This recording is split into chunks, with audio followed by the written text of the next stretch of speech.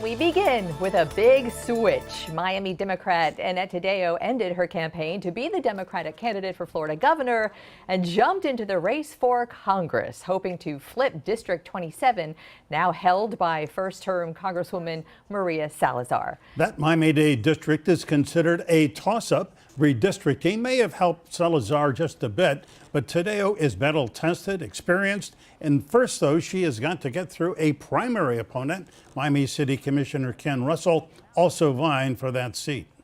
Senator Annette Taddeo with us live this morning as a Democratic candidate for Congress, and it is so good to see you this morning. Thanks for being with us. My pleasure.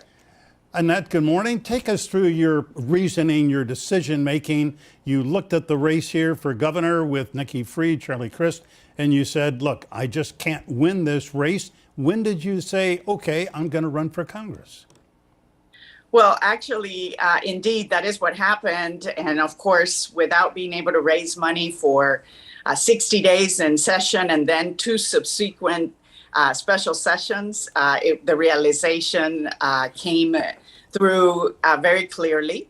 And I will tell you, rumors started that I was getting a lot of calls. And when those rumors started, I actually was not considering this.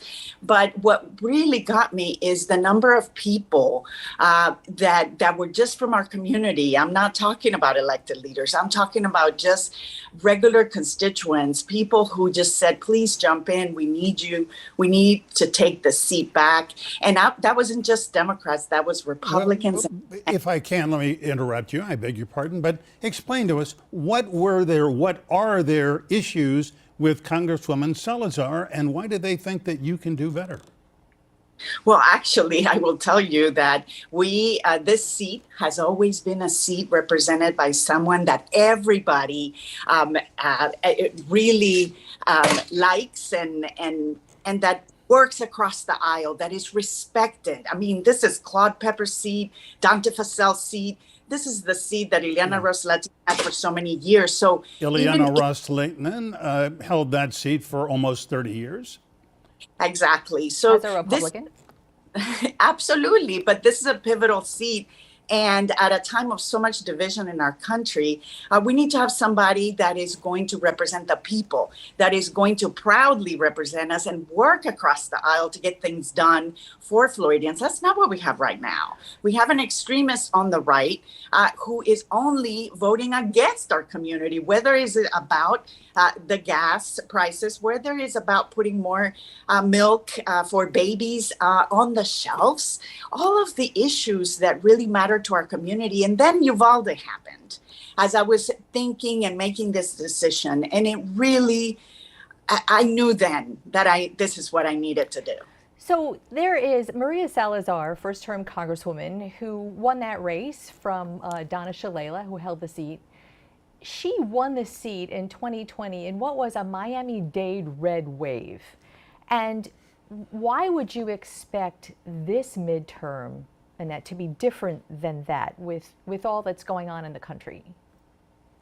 Look, absolutely. This will not be an easy race, and we know that. But look, I've won twice in a seat that Trump carried by 6 points. So I know that it takes someone that truly represents the people, whether they vote for you or not.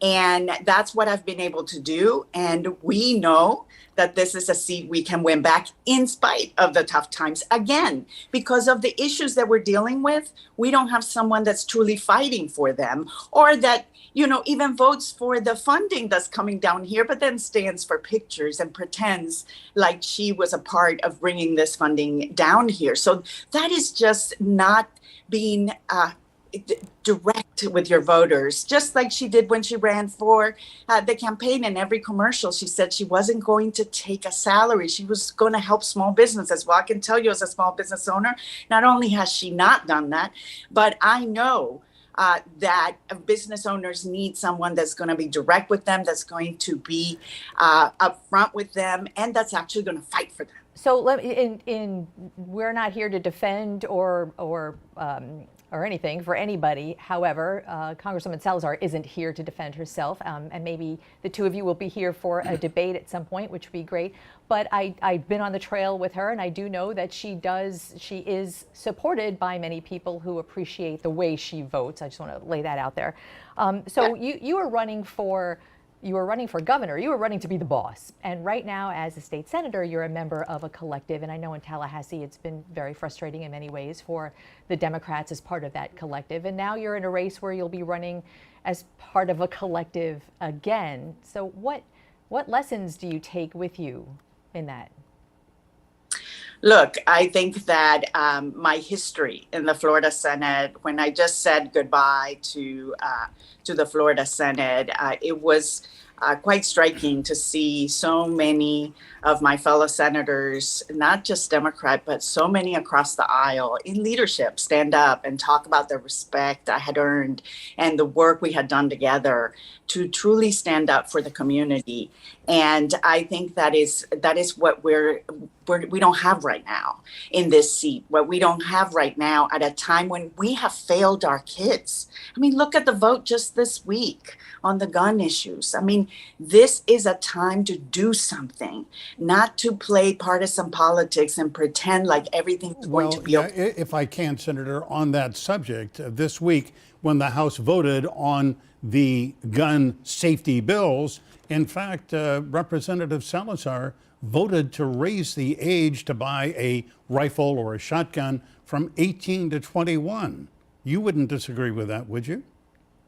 No, but I do disagree with the fact that then she voted no on the entire package. She voted no on red flag laws and all the other parts of that entire package that was sent to the Senate.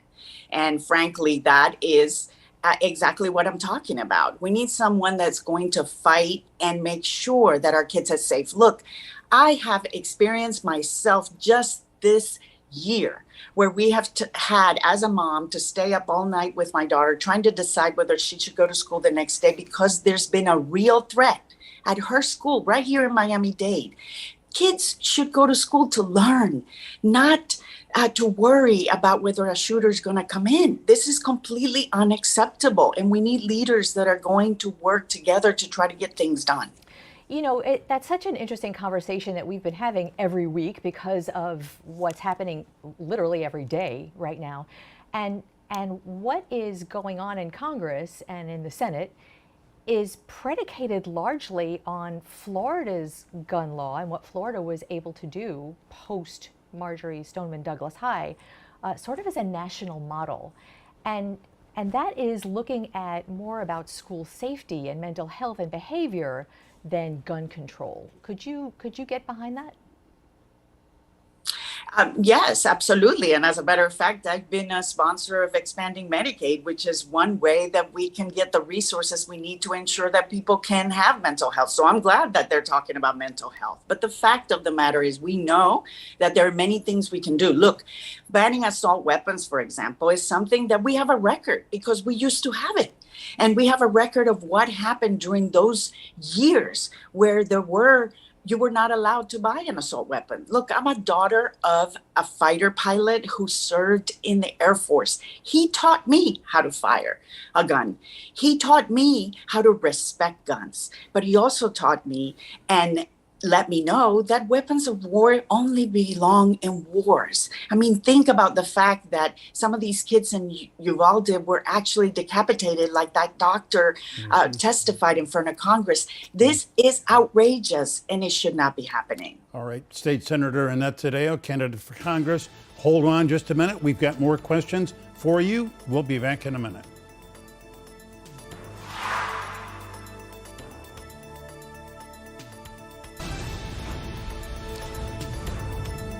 Welcome back on This Week in South Florida. State Senator Annette Taddeo, Congress candidate for Congress in the 27th District. Senator Taddeo, let me ask you something about Representative Salazar's temperament, her somewhat occasionally erratic behavior. She, if I may say, I mean, she's an old friend of mine. I've known her for years, but she has a tendency to sometimes kind of pop off. She was asked by a reporter a couple of months ago, do you support a no-fly zone in Ukraine, and she said she did. Then she went on Tucker Carlson, and he pretty much went on to take her apart about that. She tried to defend herself. I mean, do you think that in terms of temperament that she is a good fit for Congress, good fit for this district? No, I don't. Obviously, I don't. And I will tell you, that's what I was referring to about this seat. We've had some giants, again, respected across the aisle, working together for the good of the community. When Donna Shalala, who is supporting my campaign, was the one who replaced Ileana Ros-Lehtinen, and I know that we knew that someone of the stature and the ability to really represent us proudly, we knew that that was indeed what we were going to get. And to have someone with this kind of behavior, even saying that we should, in essence, have World War III and bomb Russia, things that are just very concerning. And frankly, as South Floridians, we worry a lot about, we pay a lot more attention in South Florida to politics than most other congressional districts. And that's what I mean by this district being so important. Look, even something like Israel being such an important issue for this district and for our country. Yeah, well, that it's is important for Ms. Salazar, too. I mean, she is a strong supporter of the U.S. relationship with Israel. Absolutely. But I will tell you that the amount of passion behind the support has not been there. And the embarrassment with comments such as the one you brought up is what I mean by the fact that we need someone that's truly going to be representative. Look, we don't have to agree with every single vote that every single elected official that represents us makes, but you can still know that they're there for service, for serving us. And that's what I've done in the Florida Senate in a way that, again, is to get things done, to truly be that voice that people need in our community when we need a fighter more than ever. Like I have said, this is about the future of our kids. This is about making sure that we have somebody that's going to represent us proudly and not embarrass us. Annette, I want to talk to you about socialism and the word socialist. And we first noticed that become a talking point for GOP candidates, a derogatory label applied to Democrats, I would say about 2018 in that election. And it has been used loudly almost at every gathering. It's going to be tough with your background personally to label you as a socialist, but are you ready? How will you address that? Well, definitely. They've tried that with me as well. 2017, the special election, no Democrat had ever flipped a seat from red to blue in a special election in Florida history. And we did that in 2017. And that was the attack. It was socialist, communist, and terrorist sympathizer. It was truly appalling. But we fought back with my personal story. So they know that it doesn't work on me. My father was kidnapped by the FARC, a terrorist group, Marxist terrorist group, who was funded by the Cuban regime. So indeed, they can try it all they want. We're going to fight back. But look, also, there is the fact that I am actually still a small business owner. I still meet a payroll every 2 weeks after 30 years. I mean, this is essential. We are a very entrepreneurial community, and when you don't have anything else to run on, that's what they do. They attack us with ridiculous attacks, but we must fight back, and I will. Yeah, Annette, to say the obvious. There are so many problems within the American economy right now. Wall Street is just, collapsing. Inflation is 9%. Gas is topping $5 a gallon. Food is just increased exponentially. And Joe Biden's approval rating is about 38%. I mean, to go back to the point that Glenna made earlier, this is not exactly the greatest time for a Democrat to be running for Congress. How do you counter all that? Well, first of all, let me say that for me, when it comes to being a voice and making sure that our kids have a bright future, there's never a bad time You must stand up. My dad always told me, when the cause is just, don't stand on the sidelines. Get in there and fight for what you believe. But I will say, yes, indeed, this is not a good time for Democrats. But what we have right now is someone that actually voted against lowering the prices of insulin, against putting more milk on the shelves, against all of the programs and all of the votes with regarding the gas. And what you have is a record of what I did. Look, we have a gas tax that's going to go away for 1 month in October, 1 month before an election. Am I for taking that away to try to help people? Yes. But what I did is I brought out on the floor and the information of the fact that this was being used for campaign reasons. This is wrong. People need help now, not playing politics. And now the emails have come out that the governor's office actually pushed for 1 month before the election for obvious reasons. And that is what's wrong. I don't care if you're a Democrat, Republican, or independent. People need help now. We are the most expensive city in the country. So, Miami topped New York and LA. That's unacceptable. So all of those things sound like great issues for a debate that we hope to host right here between you and Congresswoman Maria Salazar. She has been in our program. Can we get your commitment right here on the air?